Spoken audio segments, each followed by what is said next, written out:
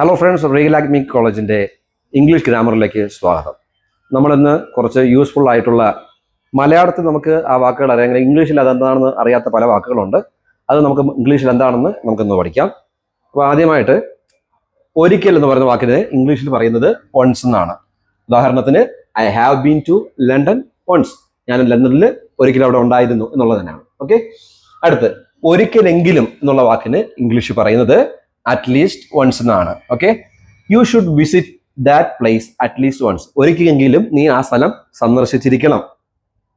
അടുത്ത് ഒരിക്കലും എന്ന് പറഞ്ഞ വാക്കിന് ഇംഗ്ലീഷ് പറയുന്നത് നെവർ ആണ്. ഒരിക്കലും ഐ നെവർ ഡ്രിങ്ക് സോഡ. ഞാൻ സോഡ കുടിക്കാറില്ല എന്നുള്ളതാണ് കേട്ടോ.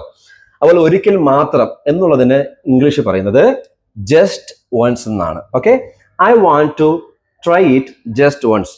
ഒരിക്കലെങ്കിലും എനിക്കത് ശ്രമിക്കണം എന്നുള്ളതാണ് അതിന്റെ അർത്ഥം. ഓക്കെ, അടുത്തത് ഒരിക്കൽ പോലും. ഒരിക്കൽ പോലും എന്നുള്ളത് ഇംഗ്ലീഷ് പറയുന്നത് നോട്ട് ഈവൻ ഓൺസ് എന്നാണ്. He didn't come with me not even once. അവന് ഒരിക്കൽ പോലും എൻ്റെ കൂടെ വന്നിട്ടില്ല എന്നുള്ളതാണ് കേട്ടോ. അടുത്തത് ഒരിക്കൽ കൂടി എന്ന് പറഞ്ഞ പദത്തിന് ഇംഗ്ലീഷ് പറയുന്നത് ഒൺ മോർ ആണ്, അല്ലെങ്കിൽ ഒൺ മോർ ടൈം എന്ന് പറയാറുണ്ട് കേട്ടല്ലോ.